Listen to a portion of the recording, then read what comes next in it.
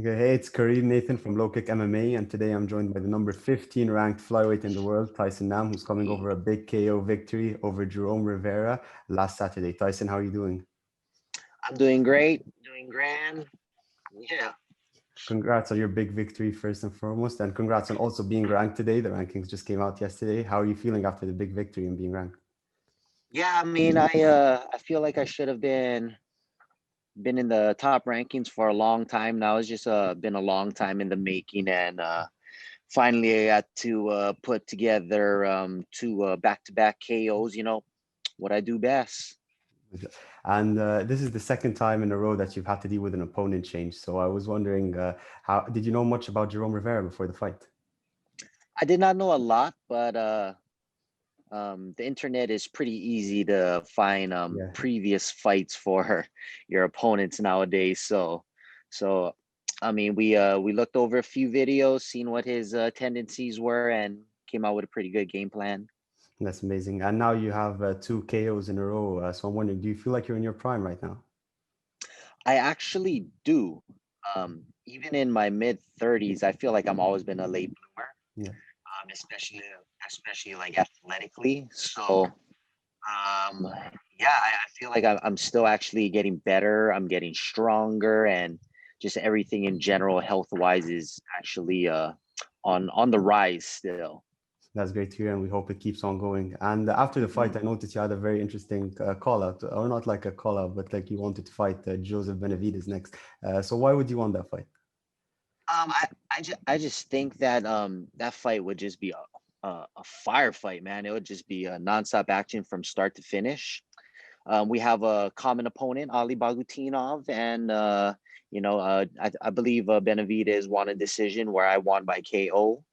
We are similar in age, and yeah, that would just be like a great like headlining fight for whatever show. Because Joseph, he's been like a top three, top five contender for like well over a decade, so it's never a boring night with him. Yeah, well, I'd love to see that fight and hope it does happen. But if it does happen, would you be opening to fighting Matt Schnell after the weight cut issues last time? Yeah, possibly, but like we had a 10-week notice for our fight. So if you can't make weight in 10 weeks, I mean, I'm sure he's probably gonna have to move up a weight class or something of that sort. So I'm never crossing my fingers for that to happen again. So I'm guessing you're disappointed that that fight fell through. And how did you deal with the extra week? How did that impact you at all?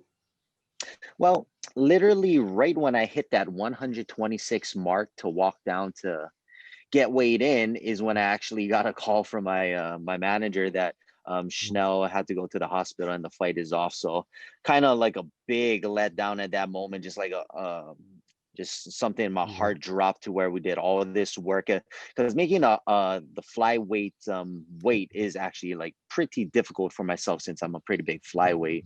But off of that, my manager said that we'll find a replacement possibly next week. You willing to stay there in Vegas? Like, yeah, shit. I came up here for a to get into a fist fight. I can't leave without getting into a fist Yeah. fight. So I mean, a little bit long, drawn out, a little bit exhausting mentally and physically, but well worth it. All worth it at the end. Yeah, exactly. So now let's talk about a bit about your division. What do you think about Cody Garbrandt moving down to 125 and challenging for the title?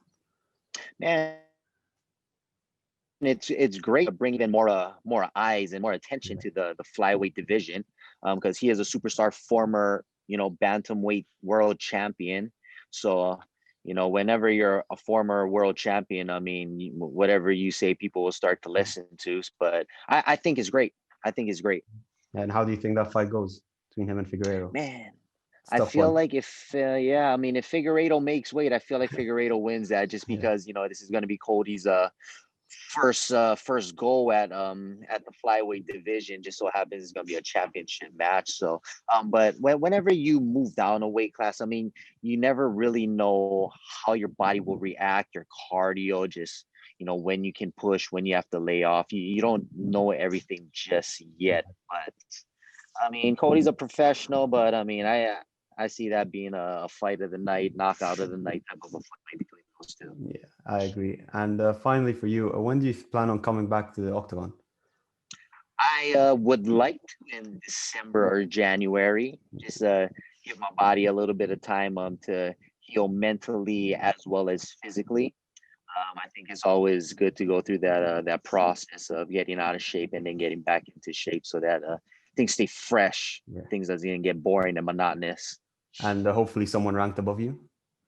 Oh yeah, I mean, I wanna get up in that top 10 sooner than later, just because I feel like I've already beaten guys outside of the UFC that were top 10 contenders, but just I was never able to do it while I was in the UFC.